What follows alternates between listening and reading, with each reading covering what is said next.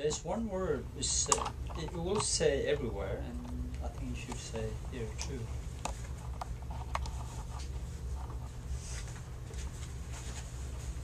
In other words, whatever we want to accomplish, we must put in effort. Is that right? And then putting in effort has to do with a little bit of know-how and resourcefulness. It's important. It's not just linear, creative, resourceful, a little bit open-minded, and also sort of decisive, meaning what we know, at least know as something right, meaningful. We have to be focused. On the one hand, when it comes to learning, we have to be open-minded. When it comes to action, we can't be too open-minded, we better act. That kind of idea, that kind of, what do you call it? The possibilities you must expect.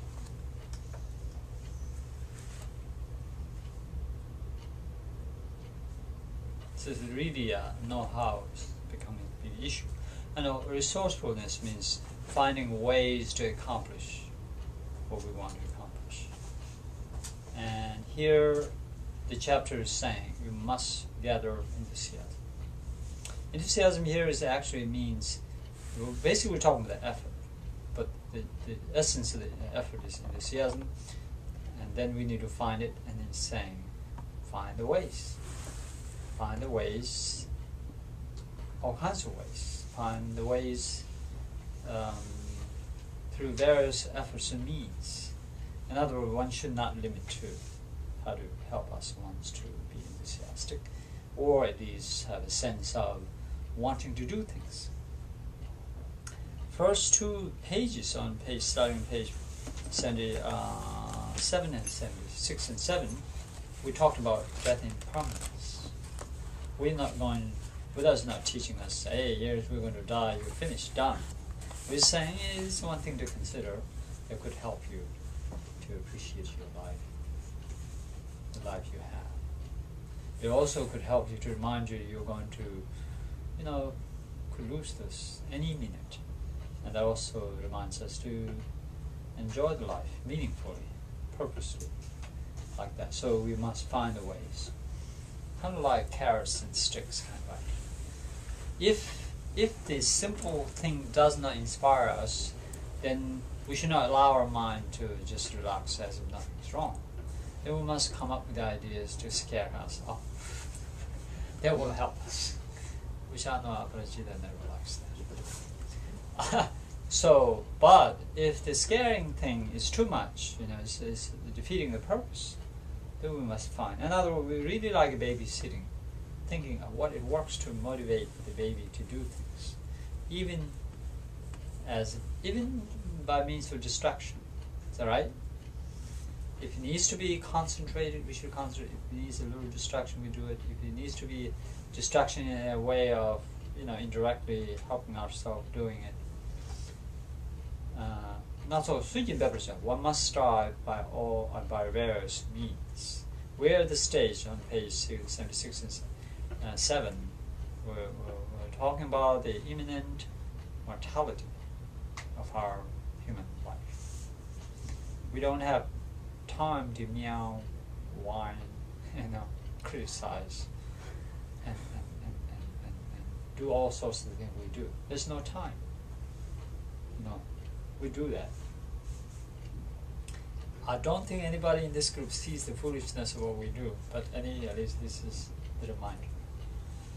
Saying, is saying something.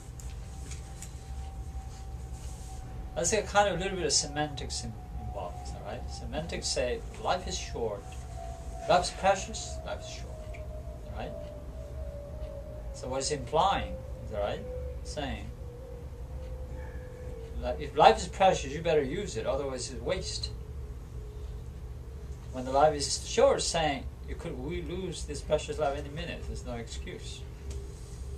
Alright? So, what he's saying, better life, enjoy the life as it is. no time to meow, whine, right? Or criticize.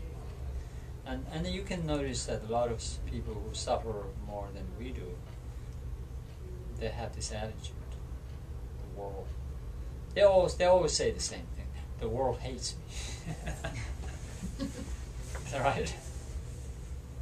Go to page 78 and verse number 14.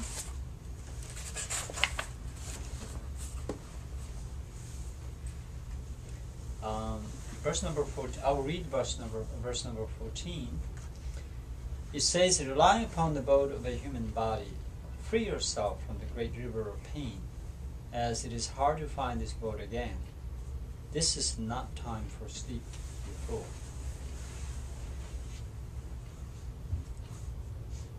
Here the time to no time for sleep means do not waste, do not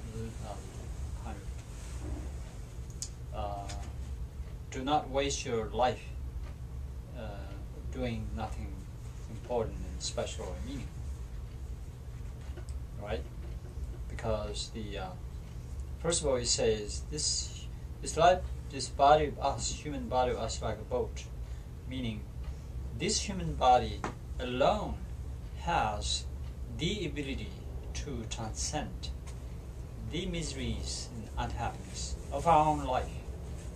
This body, though at times feels like the basis of all the misery, and yet this very body has this ability to overcome every possible conceivable limitations. I know many of us don't consider this human body as something valuable. We value more of the feeling than the human body. It's true, literally the body, actual, physical, genetical body. That we have the ability to think. Some other body don't have those. I always say this: we have the ability to measure the distance between the Earth and the Sun, and Moon and Mars. How do we do this? We have such high level intelligence. We can even predict season or stars motion. Is that right? We can even predict the distance between the sun. We can sort of talk about future life, even measure the depth with our consciousness and become enlightened. All because of the physical human body, a body that's so unique. Something in this genetics enables this consciousness to be able to do something. Something in the genetics that doesn't exist to other forms of life. Something interesting about this brain or neuron, whatever we got, however we explain. But the catch is that we got it. Don't take for granted. You could lose it. Not only that, whether you gain it again, it's very hard to this life, this type of life. Having rejected the supreme joy of sacred Dharma, which is boundless source of delight, why am I distracted by the causes of pain or pain? Why do I enjoy frivolous amusement in life? Yeah, this verse is saying, somehow we are a little bit screwed up. That's what we're saying. We just can't wait to have the highest, profoundest, greatest joys of life and happiness in the world. And yet we're going after those meaningless, frivolous nonsense. There's something is wrong. So that's this verse is saying.